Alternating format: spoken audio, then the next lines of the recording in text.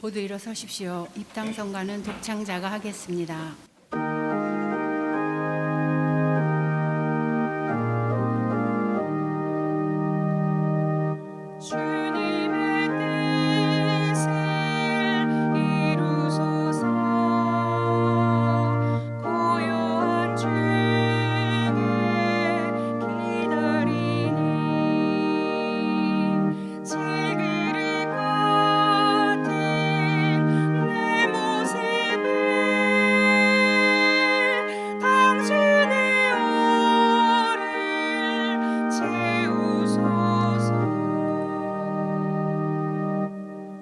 성부와 성자와 성령의 이름으로 아멘. 우리 주 예수 그리스도의 은총과 하느님의 사랑과 성령의 친교가 여러분 모두와 함께 또한 사제의 영과 함께 참 예수님, 지난 한 주간 주님 안에서 잘 지내셨어요? 네. 우리가 바꿀 수 있는 것이 있고 바꿀 수 없는 것이 있습니다. 스트레스를 많이 받고 주변 환경 어쩔 수 없는 상황이 있죠. 중요한 건 외부적인 것이 바뀌기를 원하는 것이 아니라 내 안에서 힘이 생기기를 우리는 바라야 합니다. 하느님 안에 머문다는 것은 추상적인 것이 아니죠. 하느님과 함께하는 겁니다. 내가 하느님과의 관계 안에서 하느님께 기도하고 하느님은 들어주시고 단순히 이런 관계가 아니라 신앙은 하느님과 함께 하느님 안에서 하느님을 따라가는 것이다. 이것이 확실하면 우리들의 삶은 변할 수밖에 없습니다. 잠시 눈을 감으시고요. 온전히 하느님 안에 머물고 그분을 바라보고 그분을 따라갈 수 있는 은총, 지혜를 청하면서 이 거룩한 미사 봉헌하도록 하겠습니다. 형제 자매 여러분, 구원의 신비를 합당하게 거행하기 위하여 우리 죄를 반성합시다. 전능하신 하느님과 형제들에게 고백하오니 생각과 말과 행위로 죄를 많이 지었으며 자주 의무를 소홀히 하였나이다. 제 탓이요 제 탓이요 저의 큰 탓이옵니다. 그러므로 간절히 바라오니 평생 동정이신 성모 마리아와 모든 천사와 성인과 형제들은 저를 위하여 하느님께 빌어주소서. 전능하신 하느님, 저희에게 자비를 베푸시어 죄를 용서하시고 영원한 생명으로 이끌어 주소서. 아멘. 주님, 자비를 베푸소서.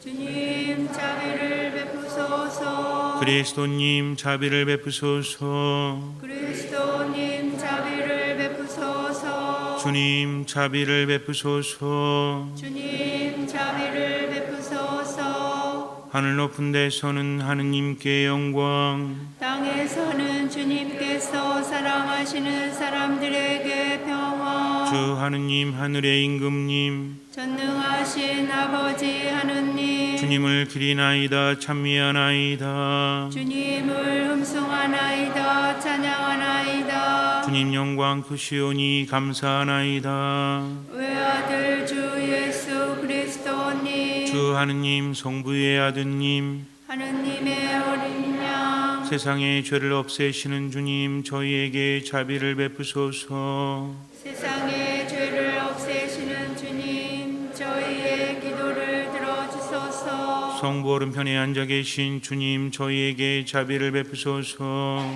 홀로 거룩하시고 홀로 주님이시며 홀로 높으신 예수 그리스도님, 성령과 함께 아버지 하느님의 영광 안에 계시나이다.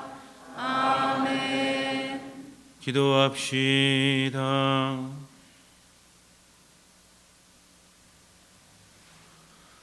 전능하시고 영원하신 하느님, 저희 안에 믿음과 희망과 사랑이 자라나게 하시고 저희가 하느님의 계명을 지켜 영원한 생명을 얻게 하소서.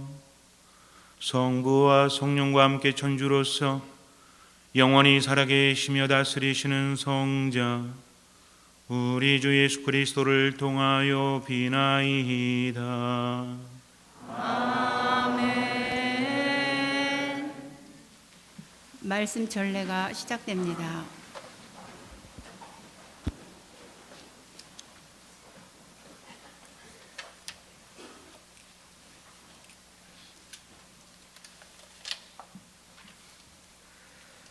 탈출기의 말씀입니다.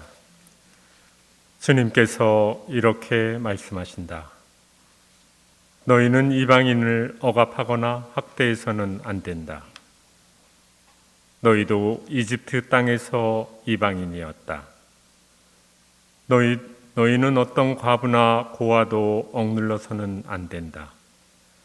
너희가 그들을 억눌러 그들이 나에게 부르짖으면 나는 그 부르짖음을 들어줄 것이다. 그러면 나는 분노를 터뜨려 칼로 너희를 죽이겠다. 그러면 너희 아내들은 과부가 되고 너희 아들들은 고아가 될 것이다. 너희가 나의 백성에게 너희 곁에 사는 가난한 이에게 돈을 구워주었으면 그에게 채권자처럼 행세해서도 안 되고 이자를 물려서도 안 된다. 너희가 이웃의 겉옷을 담보로 잡았으면 해가 지기 전에 돌려주어야 한다. 그가 덮을 것이라고는 그것뿐이고 몸을 가릴 것이라고는 그 겉옷뿐인데 무엇을 덮고 자겠느냐? 그가 나에게 부르짖으면 나는 들어줄 것이다. 나는 자비하다.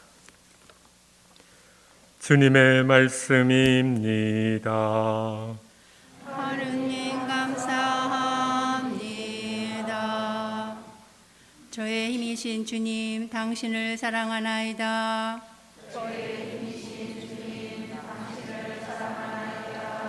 저의 힘이신 주님, 당신을 사랑하나이다. 주님은 저의 반석, 저의 산성, 저의 구원자시옵니다.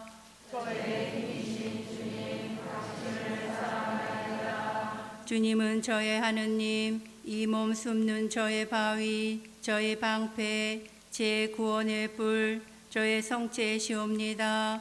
찬양하올 주님 불렀을 때 저는 원수에게서 구원되었나이다.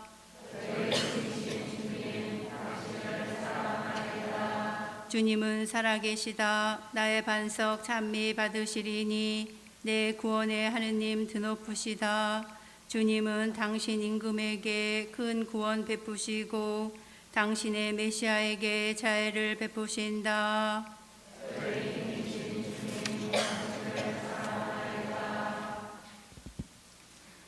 사도 바오로의 테살로니가 1서 말씀입니다.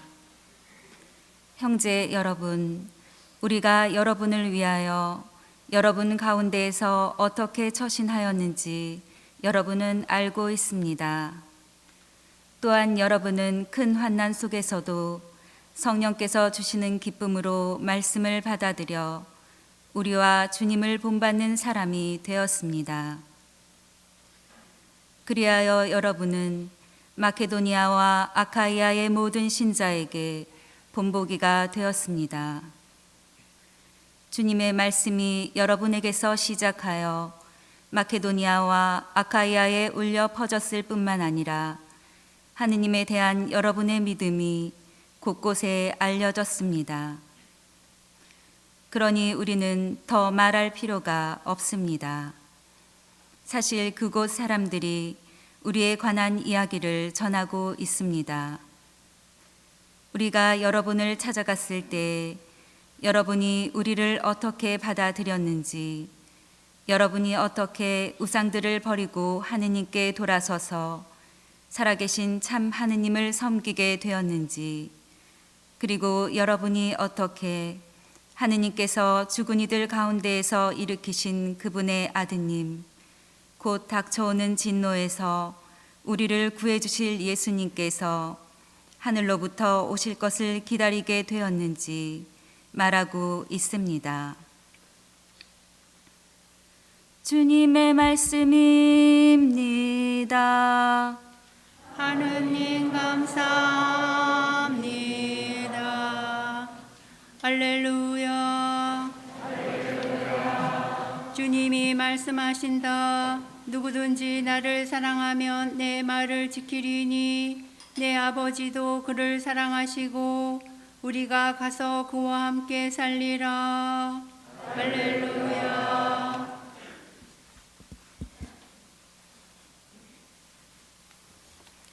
주님께서 여러분과 함께 마테오가 전한 거룩한 복음입니다.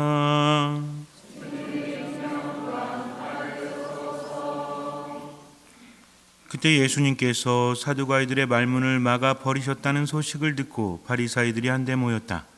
그들 가운데 율법 교사 한 사람이 예수님을 시험하려고 물었다. 스승님, 율법에서 가장 큰 계명은 무엇입니까? 예수님께서 그에게 말씀하셨다. 내 마음을 다하고 내 목숨을 다하고 내 정신을 다하여 주 너의 하느님을 사랑해야 한다. 이것이 가장 크고 첫째가는 계명이다. 둘째도 이와 같다. 내 이웃을 너 자신처럼 사랑해야 한다는 것이다. 온 율법과 예언서의 정신이 이 두 계명에 달려 있다. 주님의 말씀입니다.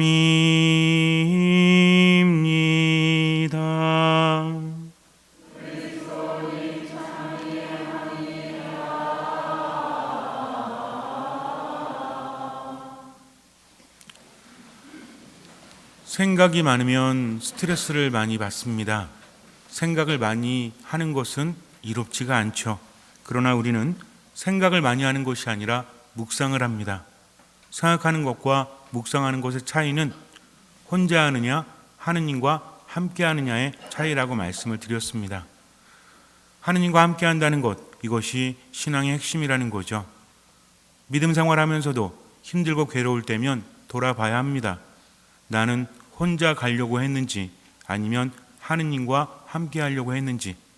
하느님의 말씀이 너무나 부담스럽고 하느님의 말씀이 부당하다 여겨질 때면 분명히 이것을 점검해 봐야 합니다. 말씀은 좋은데 어떻게 그 말씀을 따를 수 있을까? 라는 생각이 든다면 나는 하느님과 함께 하는 것이 아니죠. 함께 한다는 것은 무엇입니까?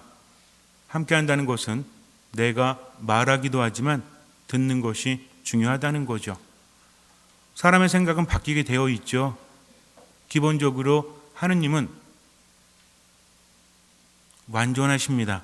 하느님은 나를 나보다 더 잘 아시고 나를 나보다 더 사랑하시고 우리의 모든 것을 뛰어넘으시는 분, 내가 이해하지 못해도 하느님의 방식은 나에게 이롭다는 것을 믿는 것은 단순히 믿어야 되기 때문이 아니라 하느님과의 관계 안에서 오는 신뢰 때문이라는 거죠.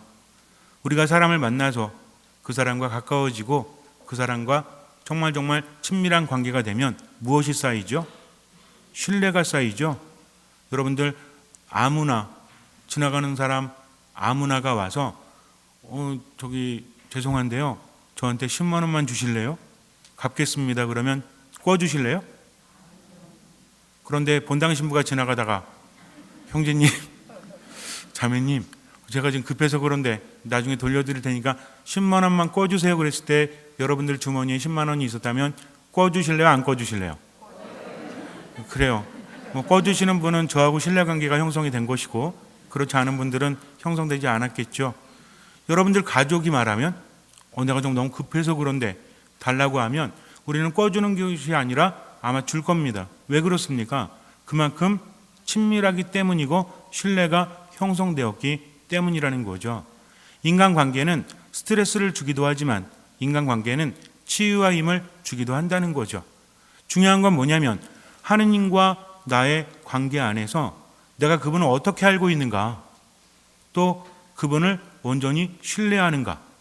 하느님을 온전히 신뢰한다면 그분의 말씀은 내게 너무나 벅차고 힘들어도 나를 살리는 말씀이요, 나를 치유하는 말씀이요 내게 힘을 주신다는 것을 머리가 아닌 삶으로 체험하고 있다면 그 말씀을 따르기 위해서 최선을 다한다는 거죠. 하느님의 말씀은 지당하십니다. 당연히 제가 하겠습니다. 이게 아니라 최선을 다하겠습니다. 나머진 당신께 맡기겠습니다. 여기 안에서 기적은 이미 시작되고 있다는 것이죠. 기적이라는 것은 하느님께로부터 오지만 그것을 가능하게 하는 것은 우리들의 믿음이다. 이 믿음은 이루어진다가 아니라 하느님을 알고 그분을 온전히 신뢰하기 때문에 나는 최선을 다하고 그것을 통해서 하느님께서는 기적을 행하신다는 거죠. 하느님은 우리 안에서 활동하시는 힘으로 내가 생각하는 것과 내가 바라는 것을 뛰어넘는 풍성함을 주신다고 하죠. 내가 하느님께 청하는 것뿐만 아니라 이미 생각하는 것을 뛰어넘는 풍성한 것을 주시는 분이 누구시다? 하느님이시다. 이것을 삶으로 체험하지 못한다면 우리는 온전히 신뢰할 수 없습니다. 성경에서 중요한 것은 만남이죠. 구약과 신약 마찬가지입니다. 하느님과의 만남을 통해서 변화됩니다. 그 변화를 통해서 더 큰 기적이 온다는 거죠. 내가 변화되지 않으면 절대로 기적은 일어나지 않습니다. 믿음은 강요되는 것이 아닙니다. 온전한 신뢰 안에서 내가 스스로 선택하는 것이죠. 하느님의 말씀은 이 세상에서 그대로 드러나고 있어요. 믿지 않는 분들도 그것을 느끼고 있다고 합니다. 쌍둥이가 태어났습니다. 부모는 아이들이 건강하기만 바랬어요. 그런데 안타깝게도 한 아이는 건강했는데 한 아이는 심장이 매우 좋지 않았습니다. 의료진이 엄청나게 노력을 해봤지만 살릴 수가 없었어요. 이제 얼마 남지 않습니다. 간호사가 보니까 너무나 불쌍해요. 너무나 측은합니다. 그래서 의사에게 이렇게 말해요. 이 아이가 너무나 불쌍하니까 형제와 함께 인큐베이터 안에 넣어두면 안 되겠습니까? 너무나 외롭게 세상에 태어나자마자 간다는 것은 너무나 슬픈 일이죠. 라고 말을 해요. 원래는 병원 규정에 따르면 그것은 가능하지 않다고 합니다.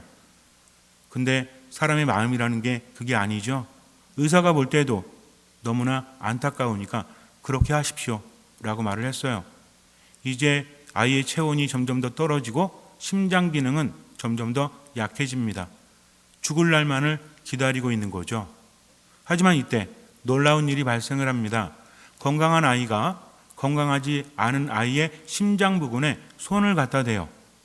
그리고 아이의 심장이 점점 강하게 뛰기 시작합니다.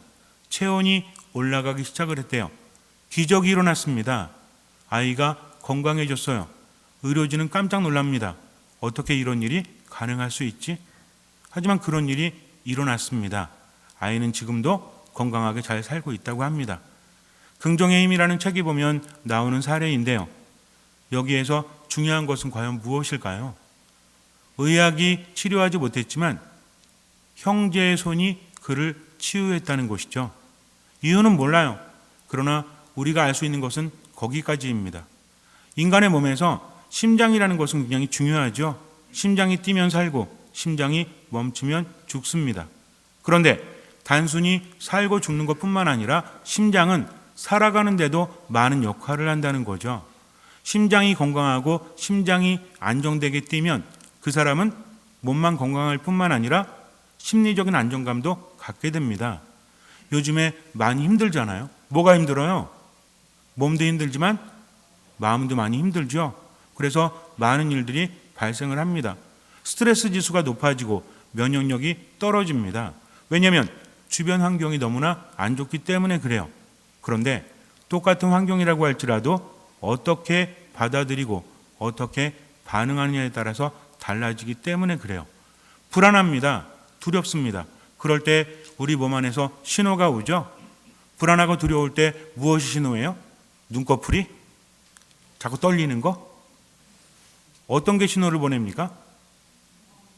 여러분들 불안하고 두려우면 몸에서 어디가 변화가 일어나요?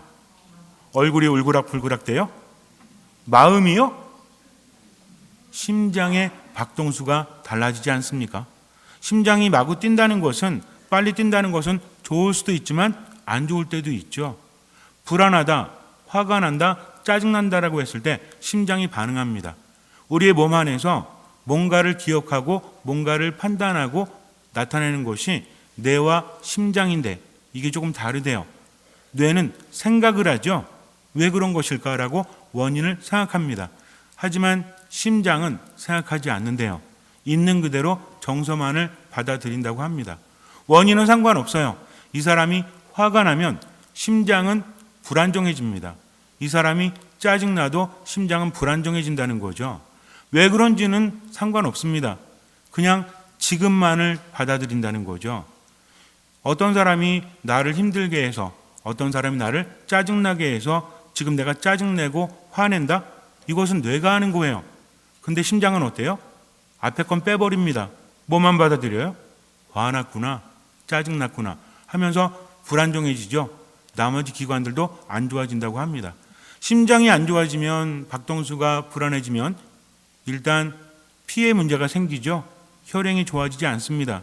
그래서 많은 병들이 생겨날 수밖에 없고 지금을 견뎌내지 못한다는 거죠. 병에서 치유될 때도 이 심장은 중요한 역할을 한다고 합니다. 그래서 안정적으로 뛰면 좋은 거죠. 그렇다면 어떻게 하면 되죠? 조절하면 돼요? 심장의 박동수를 내가 조절해야 되겠다. 심장아, 심장아, 천천히 뛰어. 심장아, 심장아, 빨리 뛰어. 그러면 돼요? 안 됩니다. 그래서 듀크 대학에서 이런 실험을 합니다. 심장병에서 회복되고 있는 사람들에게 자원을 받아서 어떤 것을 하냐면 지금 막 심장병으로 병원에 들어온 사람들을 상담해 주십시오 하면서 교육을 시켜요. 이미 심장병을 앓고 회복되어 가는 사람들이 새롭게 심장병을 얻은 사람들에게 상담을 해줍니다. 그리고 놀라운 일이 발생을 하는데 상담을 받은 사람들 뿐만 아니라 상담을 해준 사람들, 이 사람들의 치유 속도가 그렇지 않은 사람들보다 60%가 개선되어졌다고 합니다. 즉, 내가 이야기를 듣고 이 사람에게 상담을 해주면서 상담해주는 사람도 좋아졌다는 거죠. 무슨 얘기입니까? 인간과 인간이 만나서 서로 들어주고 보듬어주고 이해하니까. 지금 심장병에 걸린 사람들은 두렵죠? 불안하죠? 무섭죠? 근데 이미 걸린 사람들이 와서 이야기해 주니까 어때요? 유대감이 형성이 됩니다. 또 뭐가 형성이 돼요? 신뢰감이 형성이 된다는 거죠. 그러면서 이 사람들도 좋아졌지만 어떤 사람들도 좋아졌다? 치유해 주는 그 사람들도 좋아졌다는 거죠. 그래서 몸이 아픈 분들 또는 그렇지 않은 분들에게서도 예전에는 허그 테라피라고 있어요. 이렇게 안아주는 겁니다. 안아주면서 다정한 말을 해주면 거기에서 심장이 안정감을 찾게 된대요. 심장이 안정감을 찾게 되면 면역력이 올라간대요. 스트레스 지수가 떨어진다고 합니다. 그리고 살도 빠진대요. 그러니까 얼마나 좋아요? 뭔가 편안하고 안정감이 있으니까. 요즘에 살면서 뭐가 문제입니까? 코로나 때문에 많은 분들이 불안해하고 우리도 마찬가지죠.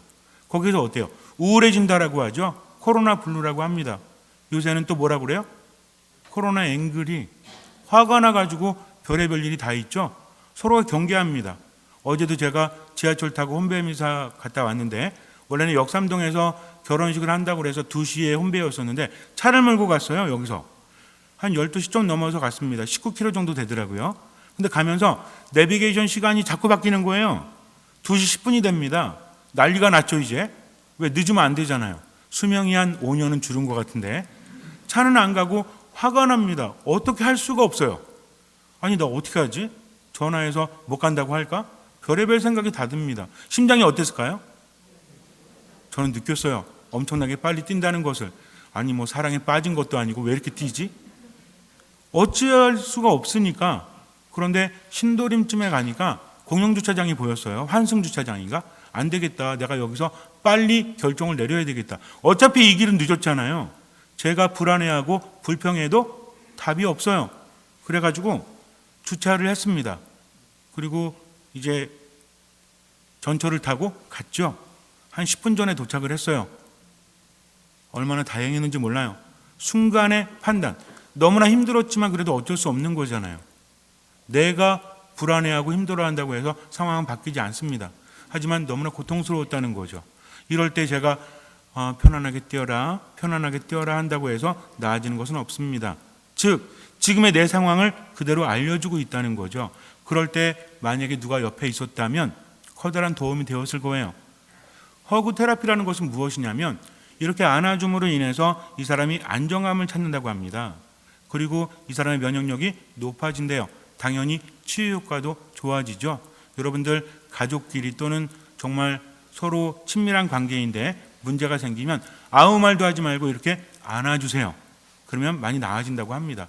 그래서 아니 어떻게 이런 것들이 병에 걸린 사람들뿐만 아니라 일반적인 사람들에게도 긍정적인 영향을 미치는가 해서 이제 심리학자들 이런 사람들이 연구를 해봤더니 사람이 그럴 때 느끼는 게 뭐냐면 배려를 느낀다고 합니다.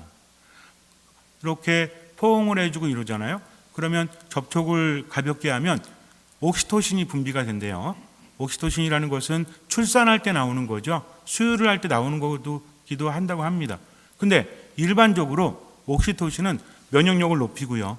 안정감을 찾아주고 우리들의 내장기관이 활발하게 움직일 수 있도록 도와준다는 거죠. 사랑의 묘약이라고 부르기도 해요. 어쨌든 엄청나게 좋은 효과가 있고 요즘에는 코로나19에도 좋다는 말도 있는데 이것은 아직 증명이 되지는 않은 것 같아요. 어쨌든 만병통치약쯤으로 불리우고 있습니다. 그래서 이것을 경구투약을 하든지 아니면 비강투약을 한다 또는 주사를 한다 해가지고 옥시토신을 일부러 주입하기도 한다고 합니다. 근데 이거는 문제가 좀 있대요. 여기에 좀 뭔가 부작용이 있을 수 있고 그래서 우리 몸 안에서 나오는 것은 부작용이 없죠? 그렇잖아요. 내 몸에서 나오는 것은 내 몸에 딱 맞는 것이지 않습니까? 이미 하느님께서는 그것을 우리에게 주셨다는 거죠. 그래서 내가 안정감을 찾게 하고 면역력이 높아지고 심혈관계 그런 기능이 아주 좋아지고요. 심지어는 아까도 말씀드렸지만 이 옥시토신은요. 식욕을 억제시킨대요. 우리가 편안할 때 많이 먹습니까? 화가 날 때 많이 먹습니까? 물론 여러분들은 잘 안 드시겠지만 뭔가 정서적인 문제가 있을 때 많이 먹게 되죠. 그런데 편안하면 덜 먹는다고 합니다. 몸도 건강해지고 이게 코르티솔이라고 있는데 이게 화가 날 때 나오는 겁니다. 스트레스 물질이거든요. 이것을 낮춰준다고 그래요. 그러니까 평상시에도 어떤 삶을 살아요? 불안하거나 힘들거나 괴로운 게 아니라 안정된 삶을 살아갈 수 있도록 도와준다는 거죠. 이게 우리 몸에서 나온다는 겁니다. 언제 나와요? 편안함을 느낄 때. 그래서 이렇게 안아주거나 좋은 말을 해주거나 이게 배려래요. 배려. 케어라고 합니다. 그래서 사랑이라는 것은 기본적으로 무엇이다? 배려해 주는 거다. 하느님의 말씀이 우리에게 부당하게 들릴지 몰라요. 어떻게 원수를 사랑할 수 있습니까? 하지만 원수를 사랑하는 것은 차치하더라도 내가 함께하는 사람들을 사랑하고 있는가? 이거 먼저 생각해야 된다는 거죠. 원수를 사랑한다는 것은 가능합니까? 가능하지 않습니까? 가능한 분도 있겠죠. 가능하지 않은 분도 있겠죠. 중요한 건 뭡니까? 내게는 불가능하지만 하느님께는 가능하기 때문에 맡긴다는 거죠. 왜 그런지 몰라요. 어떻게 그럴 수 있을까? 당연히 힘들 수밖에 없어요. 하지만 인간은 변화되어 갑니다. 생각이 아닌 묵상을 하라고 했죠. 하느님과 함께 살다 보면 그분께서 이끌어 주시면 그것도 가능해진다는 겁니다. 내가 할 수 있다가 아니에요. 가능해진다는 거죠. 그러나 가장 기본적으로 함께하는 사람들을 내가 사랑하고 있는가? 우리는 어쩌면 사랑하고 있다고 착각할지 몰라요. 내가 얼마나 많이 배려해 줬는데요. 내가 얼마나 많이 희생했는데요. 정말 배려일까요? 배려라는 것은 무엇입니까? 따뜻함, 배려라는 것은 신뢰감 안에서 인정해 주는 거죠. 우리는 언제 배려받고 있다고 생각하죠? 좋은 거 막 받을 때 배려받고 있다고 생각을 해요? 물론 그럴 수도 있지만 언제? 편안할 때. 배려는 편안함과 떼어놓을 수 없는 겁니다. 부담스럽다면 우리는 배려라고 생각을 합니까? 그래요? 여러분들 친한 분이 와가지고 나 친하니까 내가 잘해줄게 해서 오늘은 차 사주고 내일은 집 사주고 이러면은 편안해요? 행복하긴 하겠지. 편안하지 않겠죠. 부담스럽겠죠. 이거는 마음에 부담감이 생깁니다. 그 사람 볼 때면 부담감이 커질 거예요. 배려라는 것은 부담감을 주지 않는 겁니다. 우리는 말합니다. 내가 자녀들을 얼마나 사랑했는데요. 얼마나 배려했는데요. 그것이 하느님께서 말씀하신 배려일까요? 정말 그럴까요? 하느님께서는 뭐라고 하십니까? 예수님은 모든 율법과 모든 계명의 중심에 사랑이 있다라고 하십니다. 그러면서 뭐라고 하세요? 사랑의 이중계명, 하느님을 사랑하고 이웃을 사랑하는 그것이 가장 큰 계명이다라고 하십니다. 근데 이 사랑이라는 것은 기본적으로 황금률 위에 세워졌다라고 했죠. 황금률은 무엇입니까? 상대방이 내게 해주기를 바라는 그대로 상대방에게 해주는 겁니다. 내가 차를 갖고 싶으니까 상대방한테 차 사주고, 이게 아니라 상대방을 인정하고 상대방을 이해하는 거죠. 우리는 사랑을 했는지 몰라요. 그러나 자기만의 사랑이겠죠. 배려가 지나치면 우려가 된대요. 그래서 영어로 케어, 오버케어, 이 두 개의 차이라고 합니다. 배려라는 것은, 근데 가장 기본적으로 배려는 뭐냐면 안정감을 주고 편안함을 주고 부담을 주지 않는 것. 그런데 우려는 뭐예요? 지나친 거죠. 지나치다 보니까 어때요? 자꾸만 강요하게 됩니다. 자꾸만 조건을 달게 되죠. 그럴 때 우리는 편안함을 느껴요. 엄마가 이렇게 아이를 안아주면서, 그래, 엄마가 얼마나 사랑하는지 알지? 엄마 딴 거 안 바란다. 반에서 3등 안에만 들어라. 이렇게 하면 아이가 편안함을 느끼다 갑자기 화들짝 놀랄걸요. 사랑하는 우리 형제님, 자매님을 이렇게 허그해주면서, 여보, 나는 다른 거 안 바래. 한 달에 1,000만 원만 벌어와. 그러면 안정감을 느껴요? 그렇지 않다는 겁니다. 제가 오바해서 예를 들었지만 우리는 그래요. 내가 얼마나 해줬는데, 그런데 정말 상대방을 존중해 줬습니까? 내가 옳다라고 여기고 그것이 맞는 거니까 이게 잘못됐다, 이걸 말하는 게 아닙니다. 우리에게는 그런 모습이 다 있다는 거죠. 그러니 어때요? 내가 하라는 대로 안 하면 어때요? 마음이 안 좋죠. 내가 알려준 대로 안 하면 어때요? 예전에 어떤 분이, 신부님 어디 맛있는 데 있는데 가서 꼭 드셔보세요. 사준 것도 아니고 드셔보래. 그래서 알겠습니다 그랬어요. 근데 얼마 만에 만나가지고 가보셨어요? 안 갔는데요. 왜 안 가셨어요? 그 좋은 데를. 죄송합니다 그랬거든요. 또 지난 다음에 또 만났습니다. 가보셨나요? 아니, 안 가봤는데요. 아니, 좋다니까. 그 다음에 그 자매님 보면 어때요? 제가 숨어요. 자, 어떤 뉘앙스인지 아시겠습니까?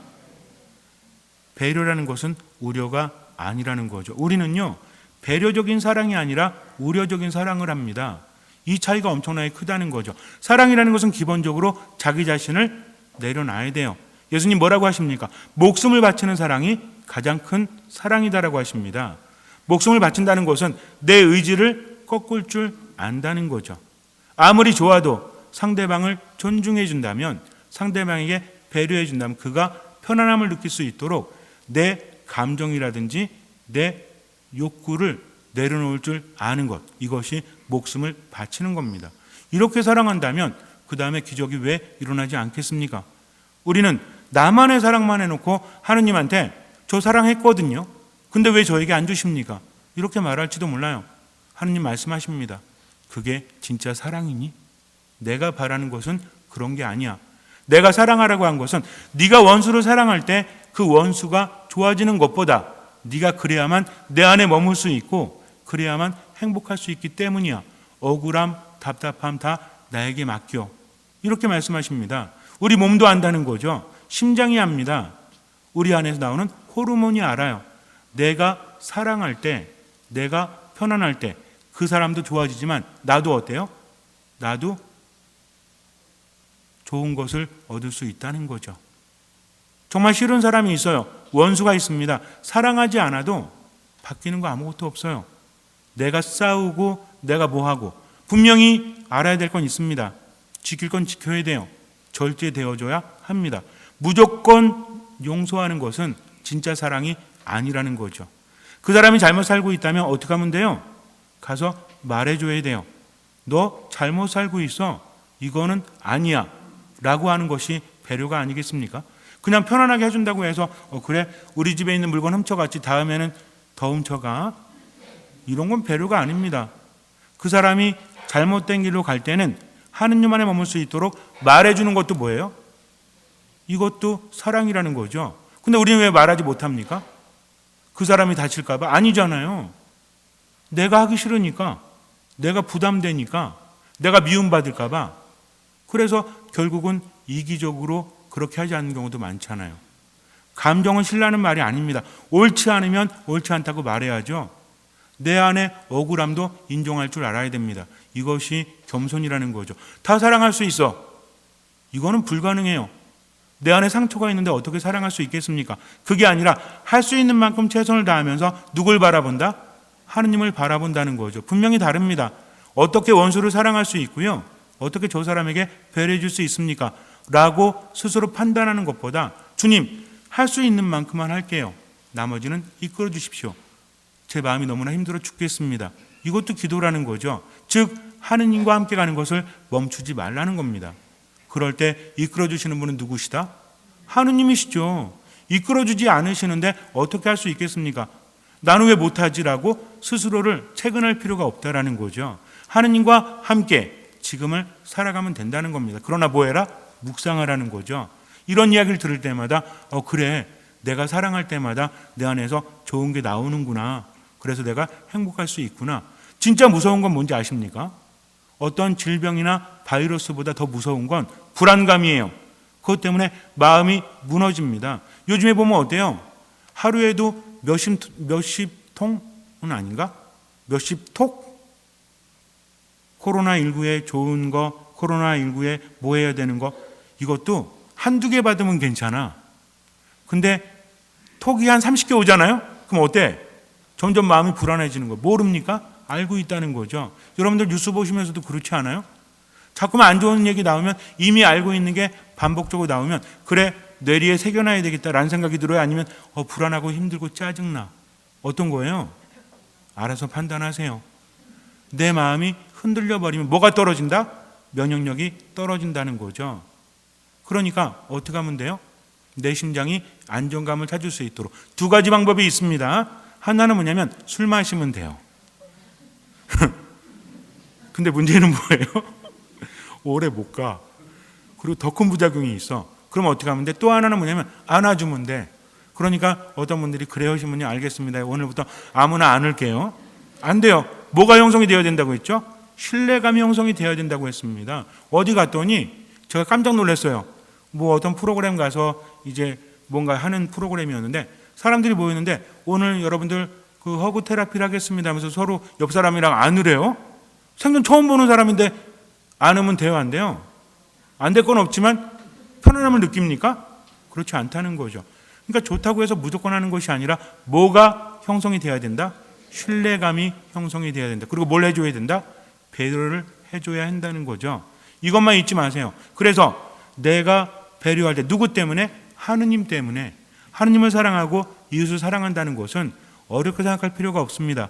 하느님의 뜻이기 때문에 하느님과 함께 가기 위해서 그분의 말씀을 할 수 있는 만큼만 실천하는 거죠. 그러나 무엇을 담아서?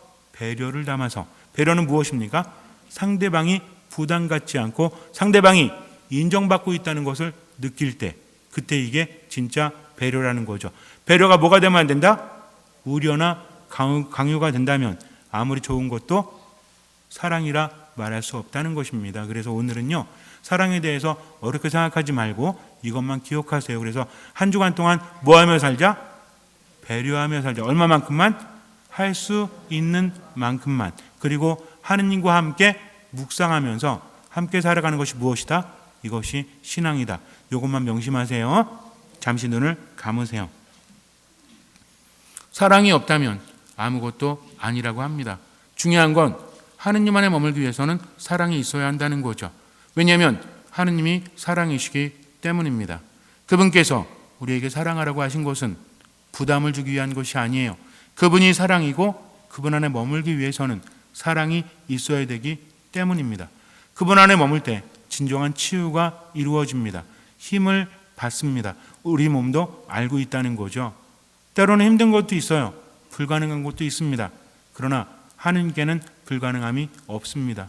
생각 많이 하지 마시고 묵상하세요. 내 몸이 내게 알려주는 것을, 내가 듣는 것을 통해서 하느님을 체험하십시오. 온전히 신뢰하고 지금을 살아가십시오. 주님께서는 그 믿음을 보시고 우리 삶에 놀라운 기적을 일으켜 주실 것입니다. 아멘.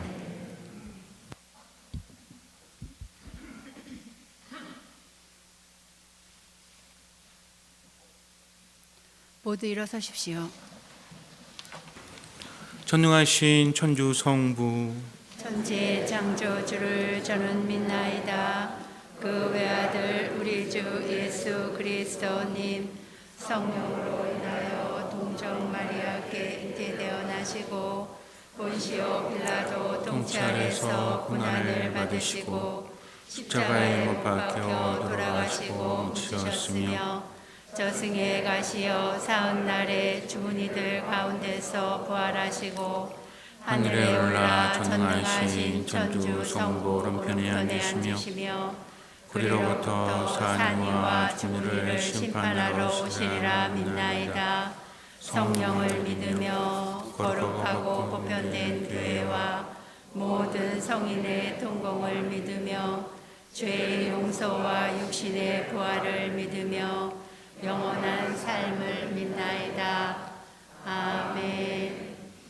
형제 자매 여러분, 하느님을 사랑하고 이웃을 우리 자신처럼 사랑하기로 다짐하며 하느님 아버지께 우리의 바람을 겸손하게 아뢰읍시다. 교회를 위하여 기도합시다.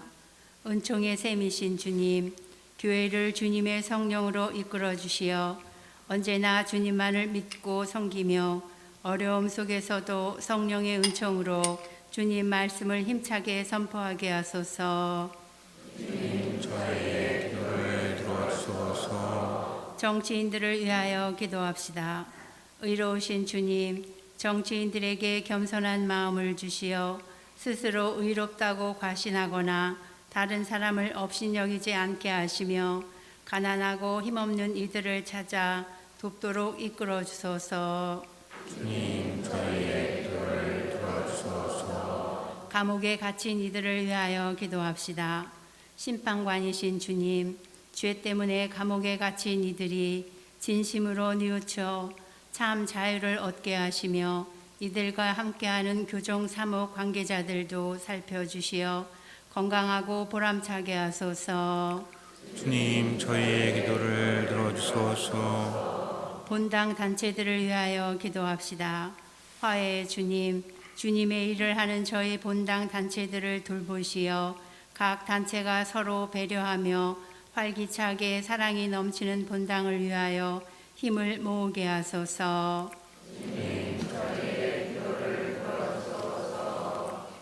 창조자이신 주님, 주님만을 믿고 바라며 사랑하는 자녀들의 기도를 기쁘게 들어주소서. 우리 주 그리스도를 통하여 비나이다. 아멘.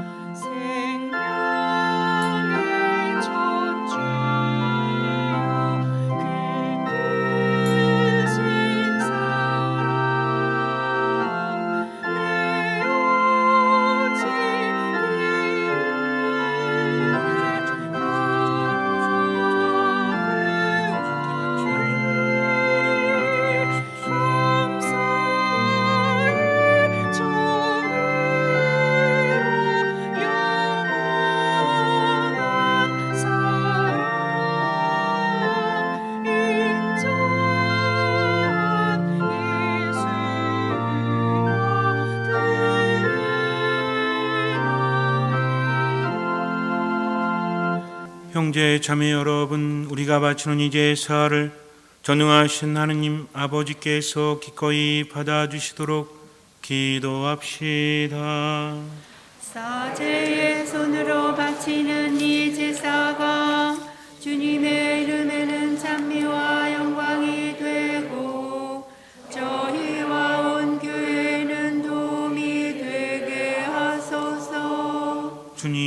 주님께 올리는 예물을 굽어보시고 저희가 바치는 제사가 주님께 영광이 되게 하소서. 우리 주 그리스도를 통하여 비나이다.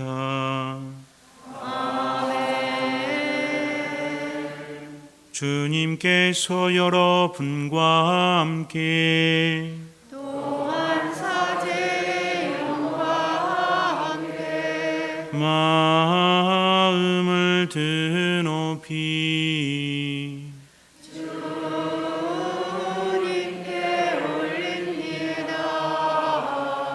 우리 주 하느님께 감사합시다.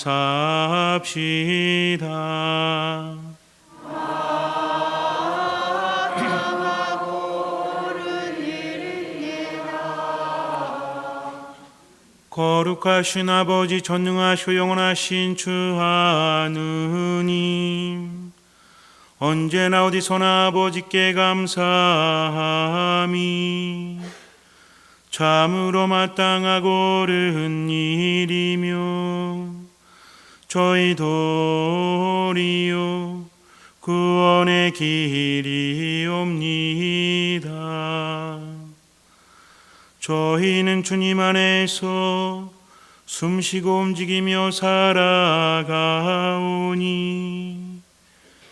이 세상에서 날마다 주님의 인자하심을 체험할 뿐 아니라 영원한 생명을 보장받고 있나이다. 주님께서는 성령을 통하여 예수님을 죽은 이들 가운데서 일으키셨으니 성령의 첫 열매를 지닌 저희에게도 파스카 신비가 영원히 이어지리라 희망하고 있나이다.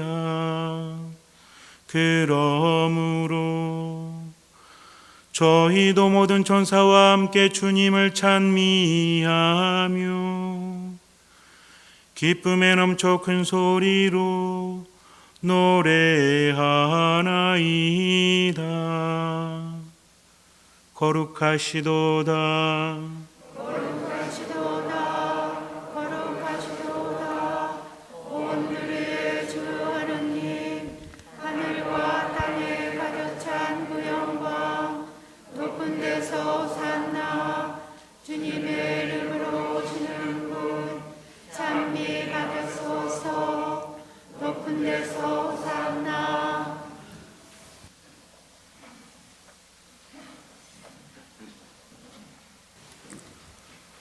거룩하신 아버지, 아버지께서는 모든 거룩함의 셈이시옵니다. 간구하오니 성령의 힘으로 예물을 거룩하게 하시어 우리 주 예수 그리스도의 몸과 피가 되게 하소서. 스스로 원하신 순환이 다가오자 예수님께서는 빵을 들고 감사를 드리신 다음 쪼개어 제자들에게 주시며 말씀하셨나이다. 너희는 모두 이것을 받아 먹어라. 이는 너희를 위하여 내어줄 내 몸이다.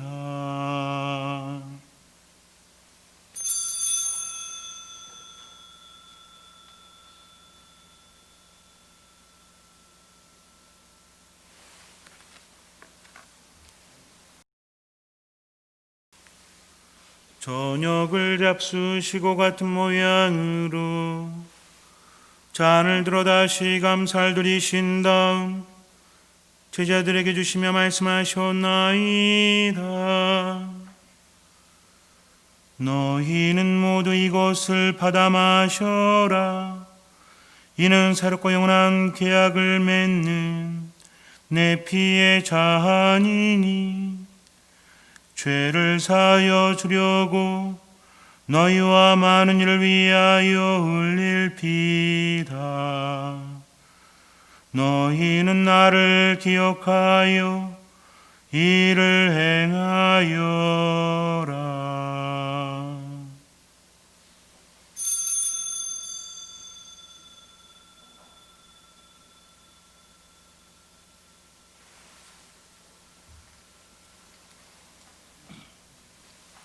신앙의 신비요, 주님께서 오실 때까지 주님의 죽음을 전하며 부활을 선포하나이다. 아버지, 저희는 그리스도의 죽음과 부활을 기념하며 생명의 빵과 구원의 잔을 봉헌하나이다. 또한 저희가 아버지 앞에 나와 봉사하게 하시니 감사하나이다. 간절히 청하오니 저희가 그리스도의 몸과 피를 받아 모시어 성령으로 모두 한 몸을 이루게 하소서. 주님, 온 세상에 널리 퍼져 있는 교회를 생각하시어 교황 프란치스코와 저희 지금 마티아와 리노와 유한과 모든 성직자와 더불어 사랑의 교회를 이루게 하소서. 부활의 희망 속에 고이 잠든 교우들과 세상을 떠난 다른 이들도 모두 생각하시어 그들이 주님의 빛나는 얼굴을 배우게 하소서.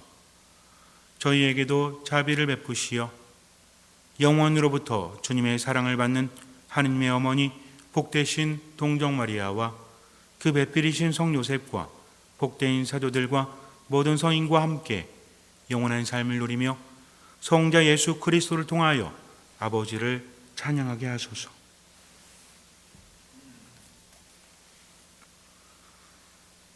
그리스도를 통하여 그리스도와 함께 그리스도 안에서 성령으로 하나 되어 전능하신 천주 성부 모든 영예와 영광을 영원히 받으소서.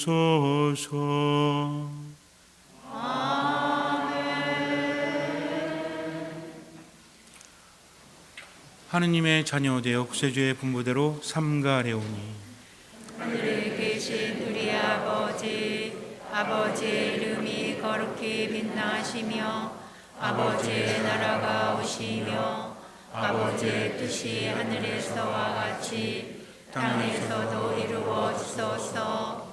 오늘 저희에게 일용할 양식을 주시고 저희에게 잘못한 일을 저희가 용서하오니 저희 죄를 용서하시고 저희를 유혹에 빠지지 않게 하시고 악에서 구하소서. 주님, 저희를 모든 악에서 구하시고 한평생 평화롭게 하소서.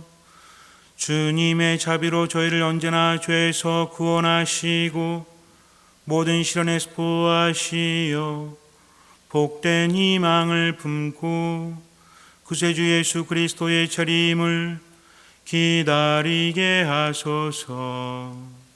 주님께 나라와 권능과 영광이 영원히 있나이다.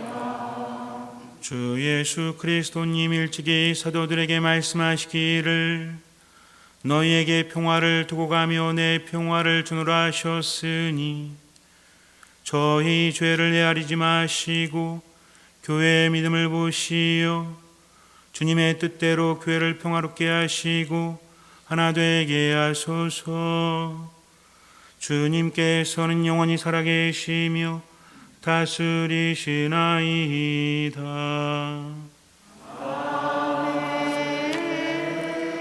주님의 평화가 항상 여러분과 함께 또한 사제의 영과 함께 평화의 인사는 말로 하지 않고 목례로만 하도록 하겠습니다. 평화의 인사를 나눕시다.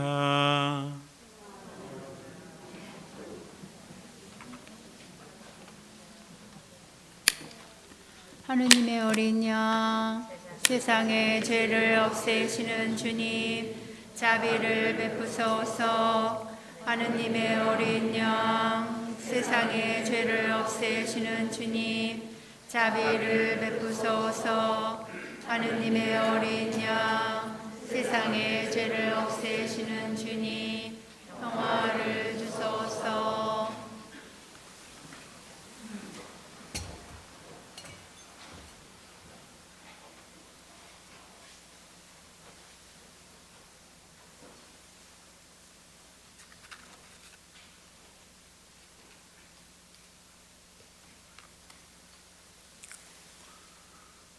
보라, 하느님의 어린 양, 세상의 죄를 없애시는 분이시니 이 송찬에 초대받은 이는 복되도다.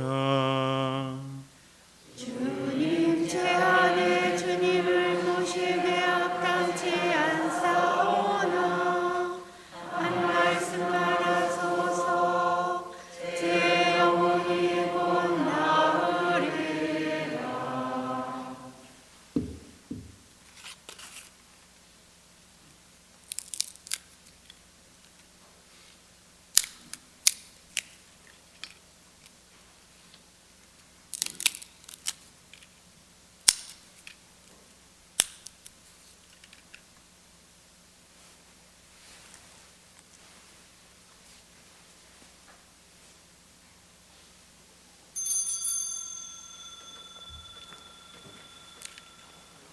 그리스도의 몸, 아멘. 거룩한 성체를 받아 모시는 시간입니다.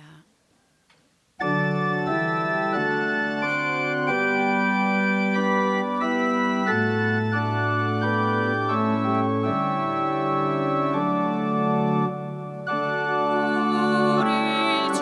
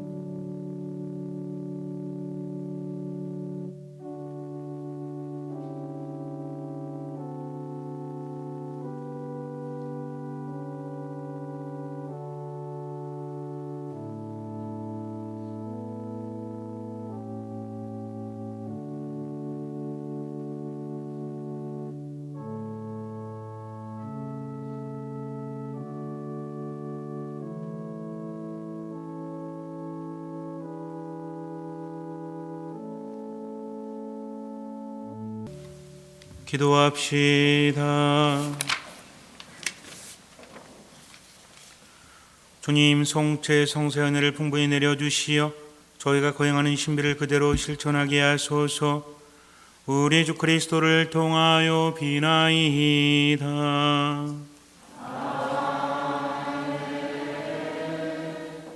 자꾸만 심장이 부정적으로 이렇게 움직이면 세상 다 꼴 보기 싫어요. 그래서 내가 안정이 돼야 됩니다. 이번 한 주간은 우려보다는 배려하는 그런 한 주간이 되시기 바랍니다. 주님께서 여러분과 함께 전능하신 천주 성부와 성자와 성령께서는 여기 모인 모든 이에게 강복하소서. 미사가 끝났으니 가서 복음을 전합시다.